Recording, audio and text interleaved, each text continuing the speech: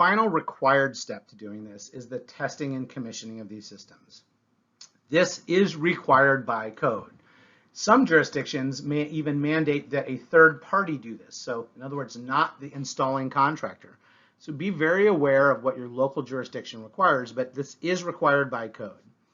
You need to make sure that the system is balanced to its manufacturer's specifications. You measure the airflow at all the exhaust and supply points and then make some adjustments as necessary. There's a standard out there called ANSI ResNet 380 2019. And this provides some really good guidance on commissioning protocols. So if you're looking for a way to say, I'm not sure how I'm supposed to be doing all of this, start there and always rely on the manufacturer's recommendation. They will always give you good guidance as well. On top of all this, we also need to educate the occupant. The occupant needs to understand how the system is designed to operate. They need to know what maintenance will be required, and it's ideal if they have a set of written instructions or a short video available. Think not just about the first homeowner, but if the average amount of time people spend in a home is 7 years, and a heat recovery ventilator is designed to last 25 or 30 years, then there could be a second or third homeowner down the road who also needs this information. So it goes beyond just explaining to them in person.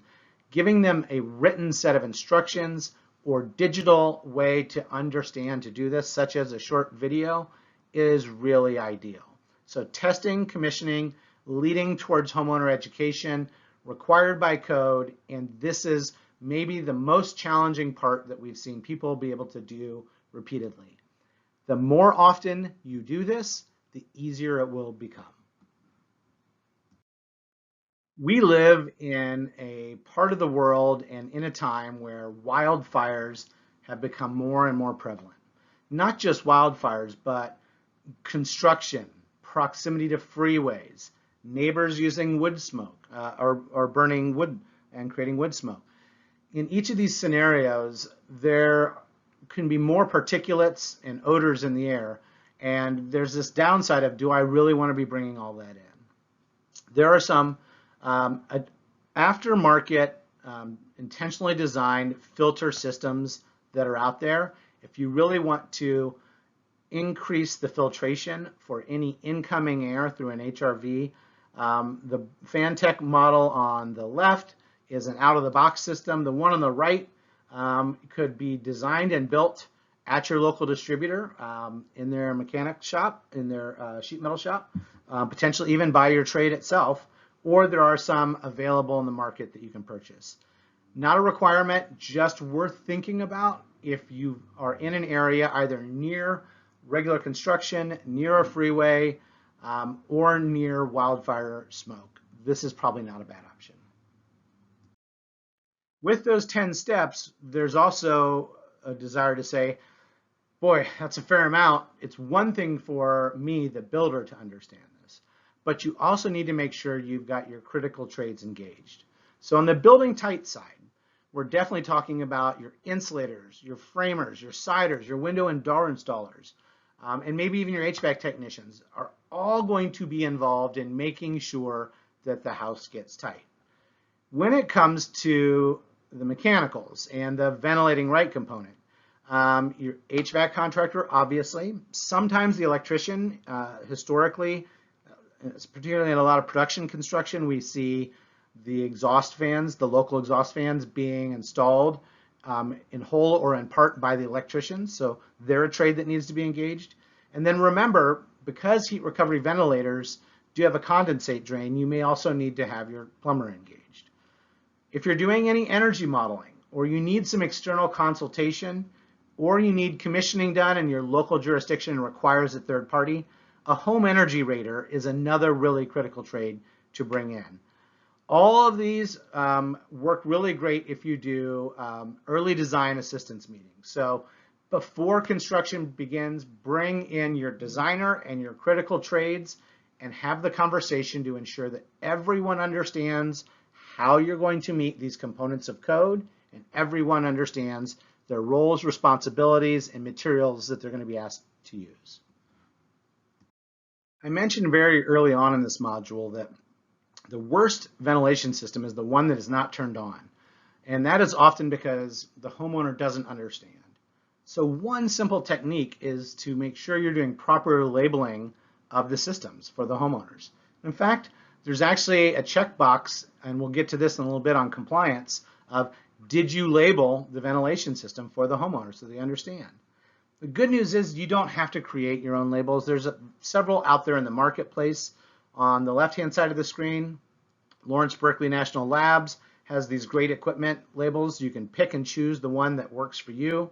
On the right, HVI, the Home Ventilating Institute, also has some installer guidance, which includes the ability to print these stickers. These are all really good first steps to making sure the homeowners do not accidentally turn off their ventilation system. Of course, education needs to go beyond just making sure the homeowner knows they have a ventilation system. So we highly recommend actually developing guides for just the critical and technical components of the home. So here we have a heat recovery ventilation guide for houses as an example, which shows the different modes of operation and provides some maintenance information for homeowners.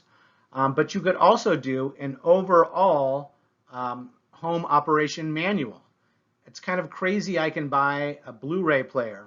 Yeah, they still sell those. I could buy a Blu-ray player for $80, and it's going to come with a 90-page manual in 2 or 3 languages. And yet I can spend $200, $300, $400, $500, $600, $700,000 on a home, probably the largest purchase I'll ever make, and it doesn't come with an operational manual. It seems like a disconnect to me. So let's correct that. It's worth investing in homeowner operation manuals. It will do nothing but help your homeowner understand how to operate their home. And homeowner referrals is one of the best ways to stay in business. At the very least, we need to do that labeling that we mentioned earlier, and at the very least, provide a maintenance schedule for the homeowners. There's a temptation to sell this as an additional service through the HVAC trade. That's possible, but again, is the second or third homeowner going to continue that contract? Who knows?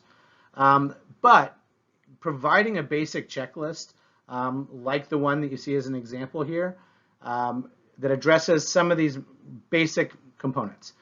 Are you cleaning or replacing the filters, depending on the filter type for your HRV? And how often? How about cleaning the supply and exhaust and intake grills? Remember the outdoor hood for the intake I mentioned earlier, easy to get clogged with dust and debris. That should be cleaned on a fairly regular basis, as should the supply grills and the exhaust grills inside the home. If you've ever been in a house that's 20 years old, look at that exhaust fan in the bathroom, and I bet you there's a ton of dirt and grime stuck to that filter intake, or to that intake. That can actually slow down the air movement. Beyond that, maybe not quite as frequently, we actually want to clean the fan blades and impellers themselves. Most of the time you don't need to lubricate the bearings anymore. Most of this type of equipment that's Energy Star rated now all comes with sealed bearing systems, but you should know that about the fans. But being able to clean the fan impellers or the fan blades, whether that's with a vacuum cleaner or a hand towel, is a really good way to keep the airflow and the energy consumption needed to move the air in your proper ranges. And then finally, if you have an HRV, check the condensate pan and the drain lines and make sure there's no blockages, there's not a bunch of mold and mildew growth in there.